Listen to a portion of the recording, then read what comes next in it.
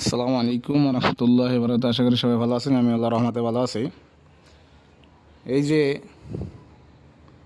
হিজলা লীগ, ছাত্রলীগ, কুত্তা লীগ, ছাগল লীগ, তারা আবার সোশ্যাল মিডিয়ায় যে একটা ভুয়া নিউজ ছড়ানোর চেষ্টা করতেছে, দেখতেছি কয়েকদিন যাবৎ। যে ডাক্তার নিউজ প্রধান উপদেষ্টা, সে নাকি পদত্যাগপত্র পাঠাইছে। এই যে একটা মিথ্যা, সম্পূর্ণ 100% মিথ্যা, অপপ্রচার, গুজব, বানোয়াট। আমি মনে করি এই গুজব লীগ কোন জায়গায় আছে, কোন দেশে আছে, কোন এলাকায় আছে, এই গুজব লীগ ধৈর্য সব জেলখানায় ডালা উচিত। এই চামড়া লীগ, যারা সবসময় চামড়ার ব্যবসা করে, ঠিক আছে, এগুলা এই দেশে ভাইরাস, করোনা ভাইরাস কী ছিল, এর সাথে বড় ভাইরাস হলে এদেরকে অতি দ্রুত বাংলাদেশে যারা আছে অবশ্যই তাদের ধৈর্য আইনের আশ্রয় দেওয়া উচিত। কারণ ডিজিটাল আইন তো এখন আছে, ডিজিটাল আইন তো এখন যায় নাই, কেন ওদের বানানো ডিজিটাল আইন। এই গুজব যারা ছড়ায় তাদেরকে ডিজিটাল আইনের আওতা আনছিল শেখ হাসিনা, আপনাদের মনে আছে অবশ্যই।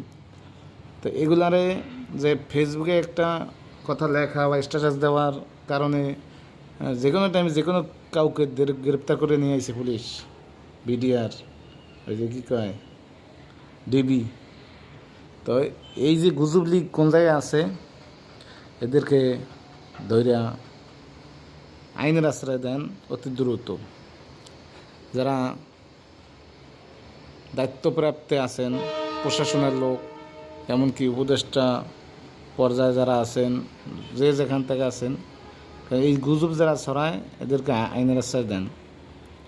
প্রশাসন দেশের পরিস্থিতি নিয়ন্ত্রণে নিয়েছে, তারপর এখনও নিতে পারে না। একটা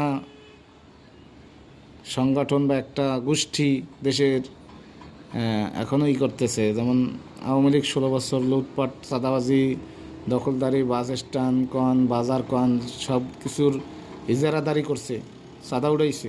এখন কিন্তু একটা গোষ্ঠী আবার এগুলো করতেছে। একটা সালিশি বৈঠক করলে সেখানে তারা ঘুষ খাইতেছে।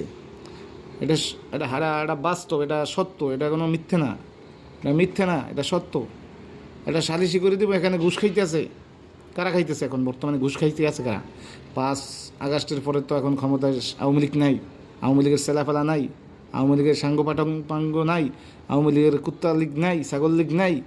কই তো এখন যারা খায় এরা কারা? প্রশাসন কি করে? জেলা পর্যায়ে প্রশাসন, থানা পর্যায়ে প্রশাসন, তারা কি করে? তারা এগুলো কি দেখে না? দেখে, জানে, তারপর কি এখনও ওই রকম তারা পদক্ষেপ নিতেছে না?